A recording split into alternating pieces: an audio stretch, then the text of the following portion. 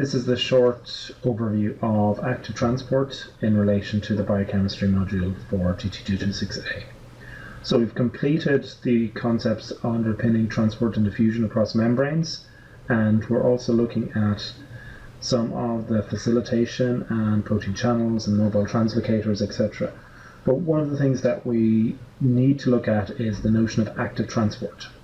And in active transport, we're actually using an energy source to push up that energy hill. So we're going against the concentration gradient. So this is a little bit different to the other transport forms, and this is why it's known as active transport, because we need to put energy in to climb that energy barrier or go up that energy hill. So there's kind of two main forms, I suppose, if you want to look at active transport in that way. One, where you literally just burn ATP to do a job. So you move a molecule using ATP, let's say, for example, a proton. The second type of active transport is called secondary active transport. And essentially what you're doing there is exploiting a gradient formed by the primary active transport. So you might use a high concentration of protons to move something, and that means it's secondary to the establishment of that high concentration of protons. So this is just a very straightforward way of looking at both. You can see you have primary active transport here, where you're burning ATP to get a direct transport of proteins. In the secondary active transport on the right hand side, in that system you use the primary active transport to move the protons, and then further on you have a proton gradient which enables you then to sort of draw from that to move a solute molecule, which is marked by S. So you're actually indirectly doing active transport. But we're going to look in more detail at P-type transporters specifically, because they're a very good model for understanding how active transport works, and they're well studied. But there's a bunch of different types of active transporters. We have P-type, phosphorylation's involved. We have V-type, and that's really about acidification. That's a vacuole type ATPase. We have F-type, which is ATP synthase, which you've seen before. Now, you might think, well, why is this actually a transporter? Well, in essence it's a transporter running in reverse, because we're using a gradient to make ATP, not burning ATP to make a gradient. And then finally we have something called the ABC transporters, and the ABC stands for ATP binding cassette. So they're a little bit different than the P-type transporters, and for example the cystic fibrosis transmembrane conductance regulator protein is one of those ABC transporters, and there are lots of them that are very important for human diseases.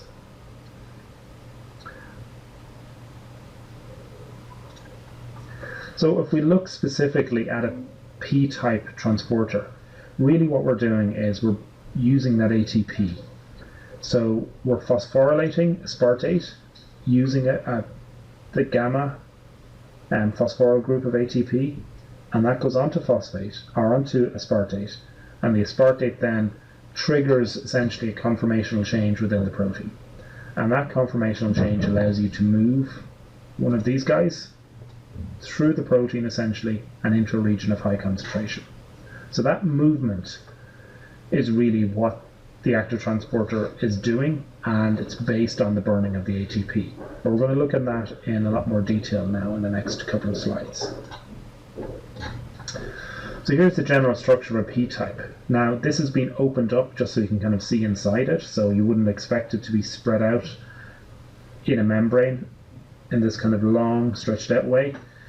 Rather it would be bunched up in a more 3D structure, which you'll see on the next slide. But typically it has maybe 10 or 12 transmembrane alpha helices, and as you remember they will have hydrophobic residues to enable them to embed themselves in the membrane. And there's three key domains: the A, the P, and the N. So the N is the nucleotide binding domain, and that's really where we're going to get our ATP binding. The P domain is where the phosphorylation is going to happen, and the A domain is the actuator, and that's what enables us to snip off the phosphate group from the aspartate. So that enables us to kind of reset.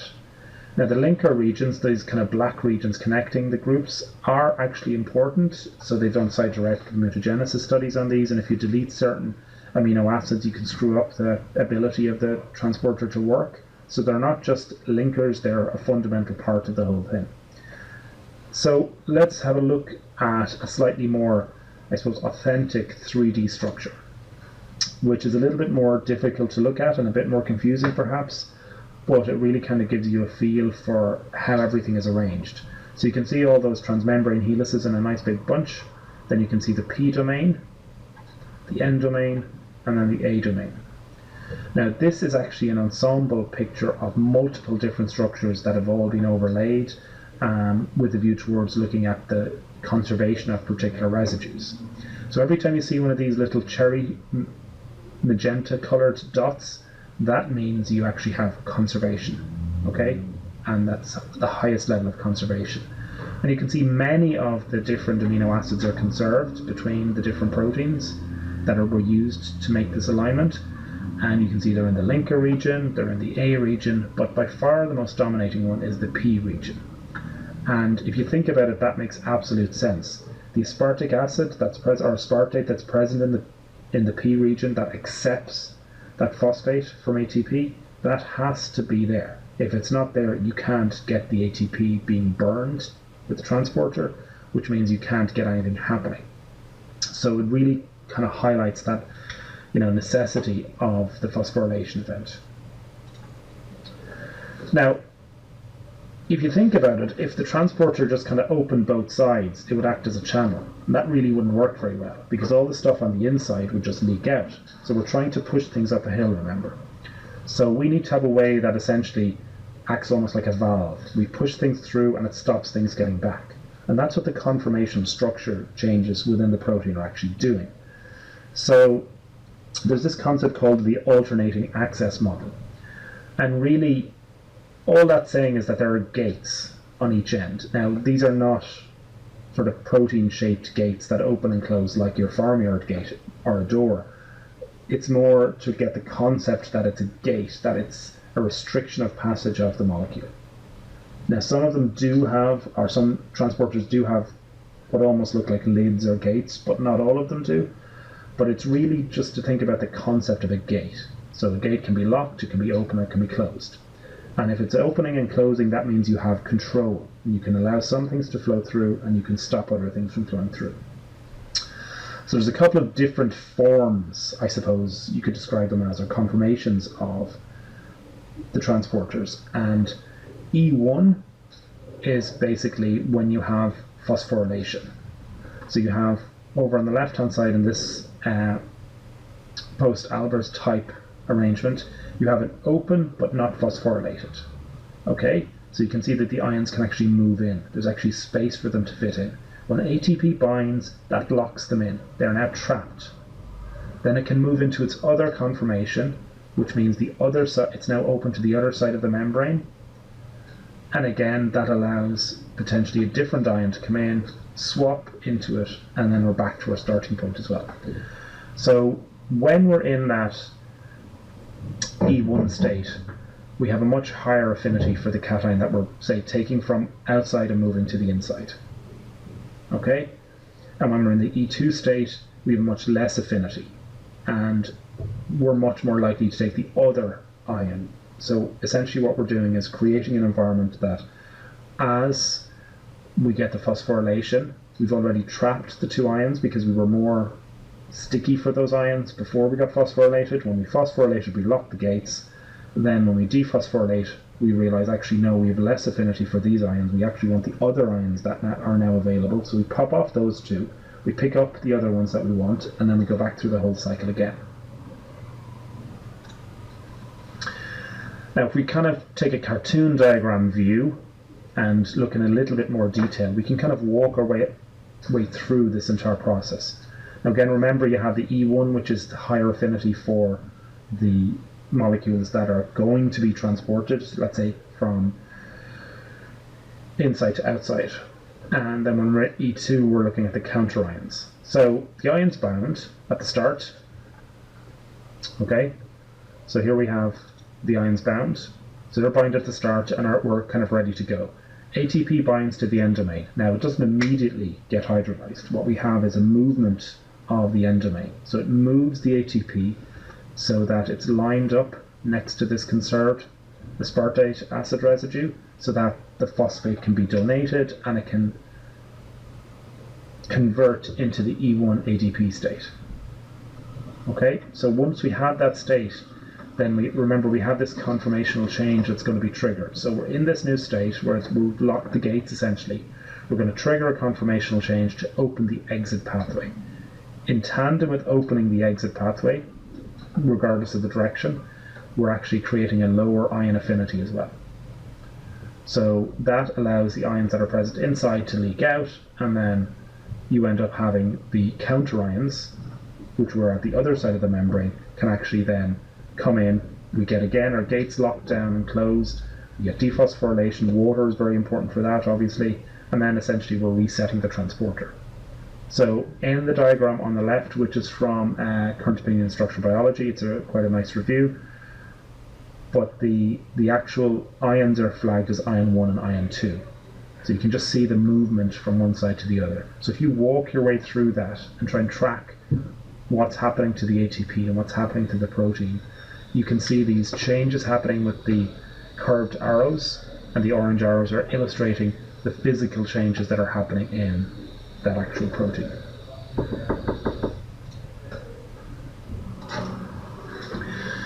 Sodium-potassium exchangers are really important for maintaining the balance of ions across your membranes, and this imbalance is actually used for a huge variety of secondary transport processes.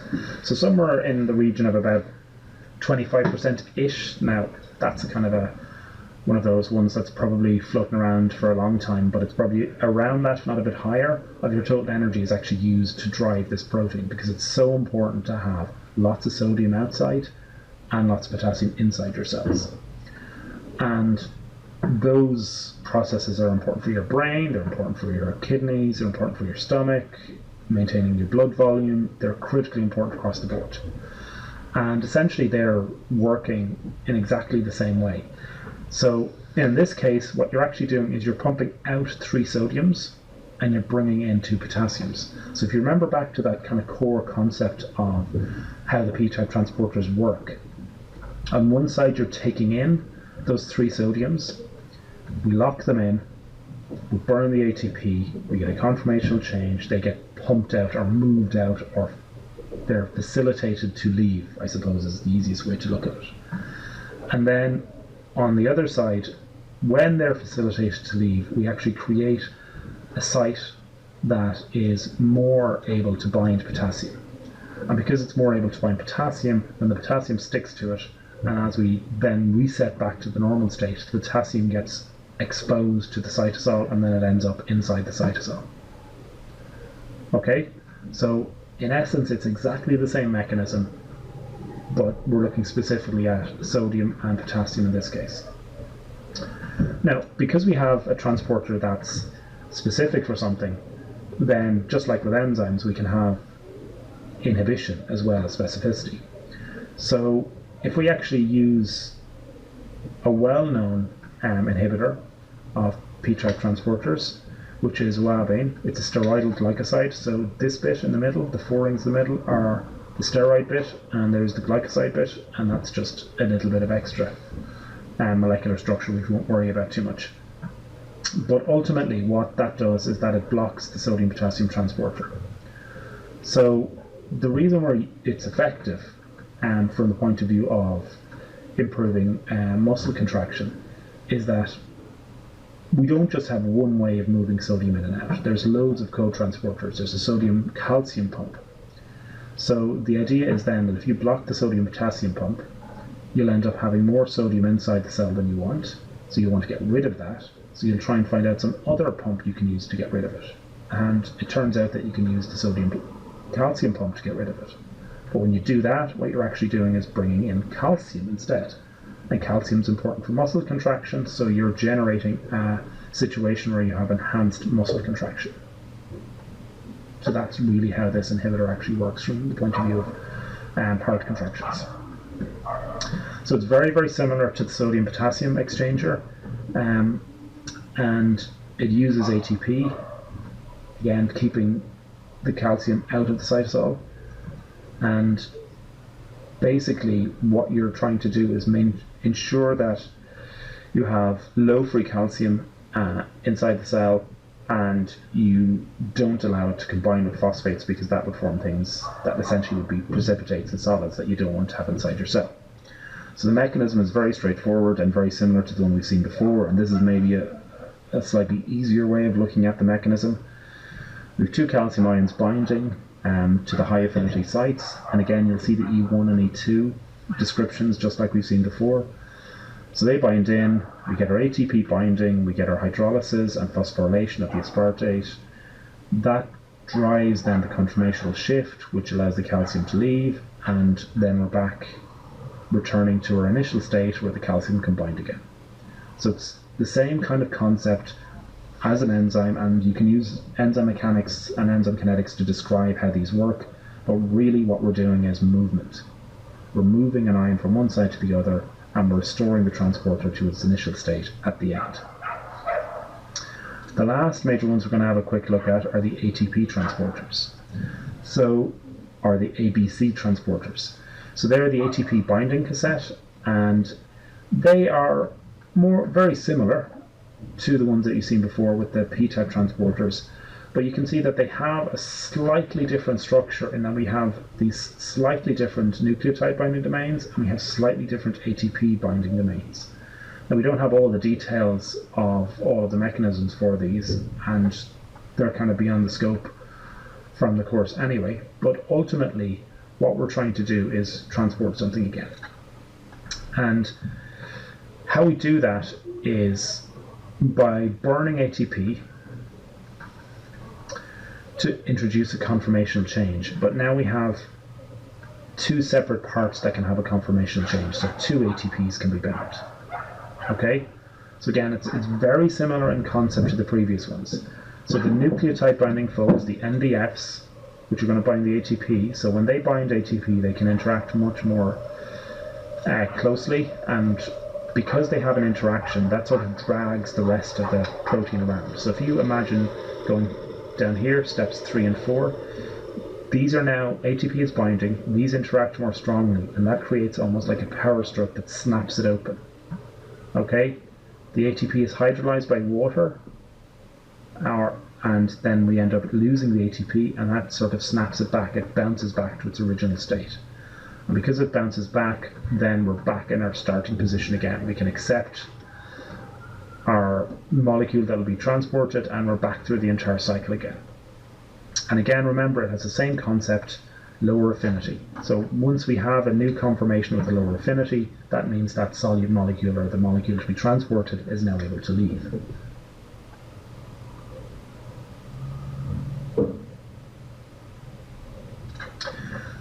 The last few pieces are in relation to the modes of transport.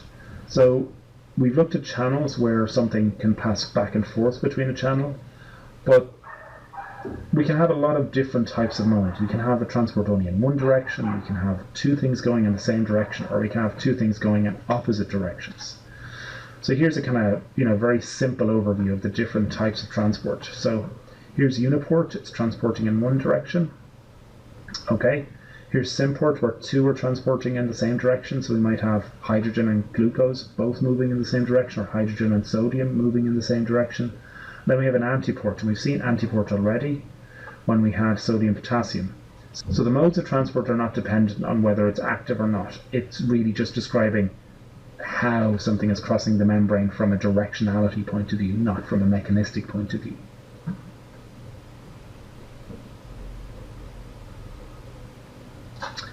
The last little bit is to look at an integrated example. And the integrated example is all about looking how we can integrate multiple different types of transporters, active channels, active transport, etc., to drive an effect. So here's an example of glucose transport from the intestine into the bloodstream. So we have energy from this process, which we're kind of deriving in different ways. So first off, on the blood side, or the basal surface, we have our sodium-potassium exchangers. That's creating a constant drain, or a deficit inside the cell, for sodium, because it's constantly transporting sodium out. Now that's handy, because we have a sodium-glucose simultaneous transporter, or symporter, which can actually get in. So we've lots of sodium outside, we've lots of glucose outside which we want to get in. Both of those can be transported together. Once they're inside the cell, the glucose rapidly floats out through the GLUT transporter. Remember, that's a facilitator, so that will just go concentration from low to high, or from high to low, sorry, it doesn't really matter, it just allows it to flow through. And now we have a burning of ATP. So we're burning ATP to move that sodium out all the time because we're preserving low sodium in the cell. So the sodium in essence is driving the whole process and facilitating the glucose to come in. So that's one example of an integrated process. Another example is making stomach acid, and that really brings in all of the different parts, even up to and including gaseous diffusion. So carbon dioxide, as we know, can pass through membranes with essentially no barrier. But once carbon dioxide is inside your cell, carbonic anhydrase can turn it into carbonic acid. Now, carbonic acid is a difficult beast to track down. It will pretty much dissociate immediately into a proton and bicarbonate ions. But this is an incredibly fast process. And that process then has produced a hydrogen ion, which is acidity in essence, and we can use an ATP-dependent pump to pump that into the stomach, right, into the lumen of the stomach. But now we have lots of bicarbonate inside the cell, which is left, so we need to do something about that. So we need to move that bicarbonate out. And we actually use a bicarbonate transporter protein. Now, because bicarbonate is negative, we need to bring in something that's negative to maintain electrical neutrality. And handily enough, chloride ions are available, so we can pump those in. And in essence then, we end up having more chloride inside the cell than in the lumen of the stomach. So what we're going to try and do is facilitate chloride leaking into the stomach using a chloride permease.